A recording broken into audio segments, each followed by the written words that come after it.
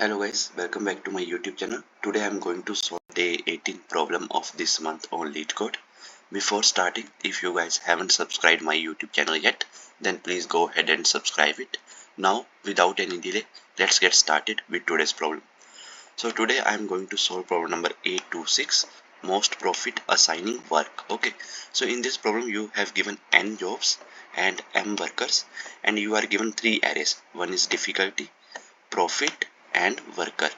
Okay, where difficulty of I and profit of I are the difficulty and profit of the ith job, and worker j is the ability of jth worker, that is the jth worker can only complete a job with difficulty at most worker of j. Okay, so every worker can be assigned at most one job, but one job can be completed multiple times. For example, if three workers attempt the same job that pays $1, then the total profit will be $3. And if a worker cannot complete any job, their profit is $0. Okay, and we have to turn the maximum profit we can achieve after assigning the workers to the jobs. Okay, so let's understand this with example 1 here. So these are the difficulties and profits given to us, and these are the workers. Okay, so this worker value is 4. Okay, so he can complete this task or he can perform this task. Okay, he can't perform the task like 6, 8 and 10 because difficulty is higher. Okay, so out of this 2 and 4, which is a maximum profit, where I can get max profit. So I can get the max profit by doing this job now. Okay, so this worker is going to do this job. Okay, this job, and he is going to earn profit as 20. Okay, this is done.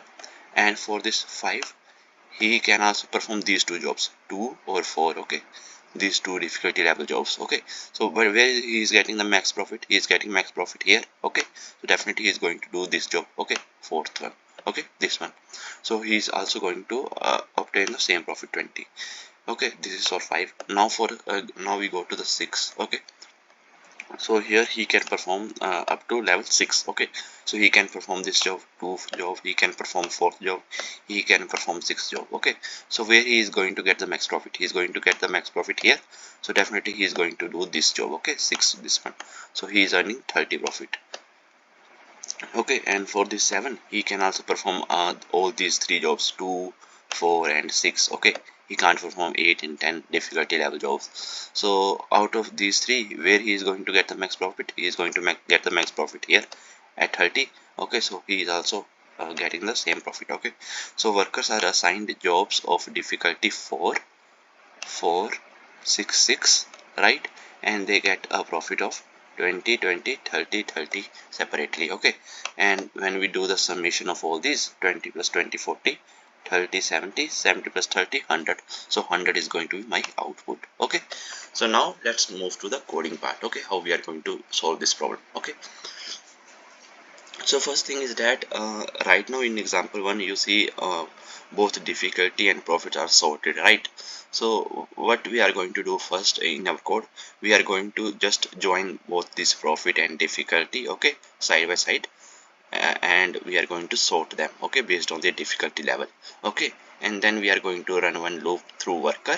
Okay, we are going to get the max profit we are going to achieve with that much difficulty. Okay, so now let's move to the coding part. Okay, so here first I am just calculating the length of my difficulty array and worker array. Okay, and then I am going to pair the difficulties and profits and sort by difficulty. Okay, so this is my jobs array. Okay, jobs array I'm taking. Okay, and in this jobs array at 0th column I am adding difficulties of I, and at first column I am adding profit of I. Okay, so here I'm just doing the pairings. Okay, and after that I'm sorting my array based on the difficulty levels. Okay, so here I am pairing like this. Okay, so 2 is pointing to 10. Okay, 2, 10. Okay, and 4 is referring to 20. 4 is referring to 20, and my 6 is referring to 30. Okay, this is how I am pairing, right? Okay, these are my rows and these are my columns, right? this is how I'm doing pairing, and then I am sorting them based on their difficulty levels. Okay, this is clear, right? And after that I'm also sorting the workers by their ability. Okay, so I am also sorting this workers array as well. Okay, so right now in example 1 it's already sorted, right? And then after sorting we have to maximize the profit for each difficulty. Okay, so here I'm taking three variables: max profit, job index, and total profit, and then I am running one loop, okay, which is going to run till m times. Okay, so while current worker can do more difficult job, we have to update the max profit. Okay, so here inside this for loop I'm checking running this while loop while this job index is less than n, right, and worker of I is greater than equal to job of index 0. Okay, that is nothing but difficulty. Okay, and then if that is the case, then I am updating my max profit as math.max profit and jobs of job index 1, and I am incrementing my job index. And then after that I am going to add the best profit this worker can get. Okay, so total profit I am going to add this max profit. Okay, whatever the max profit that I am going to get at that much difficulty level. Okay, and in the end I am just going to return the total profit. Okay, so here in this code, see, first we are running this array, okay, n times. Okay, and then we are doing the sorting here. So here for this sorting function my time complexity is going to be of n log n, and again here also I am sorting. Okay, so here let's say the size of my workers array is m, right? So here time complexity is going to be m log n. So here n log n, here m log n, here n. Okay, inside this loop n log n, m log m.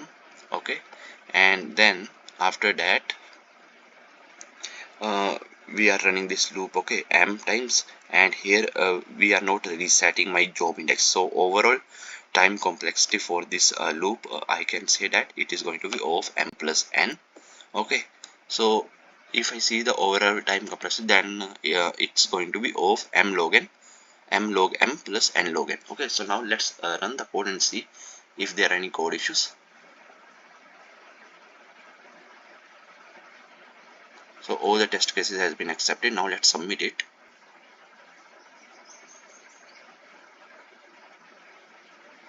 So I hope that you guys are able to understand today's problem, and if you guys still have any doubts, then please feel free to ask in comment section. Till then, keep coding and keep practicing. Meet you guys in the next video. Thank you. Bye bye.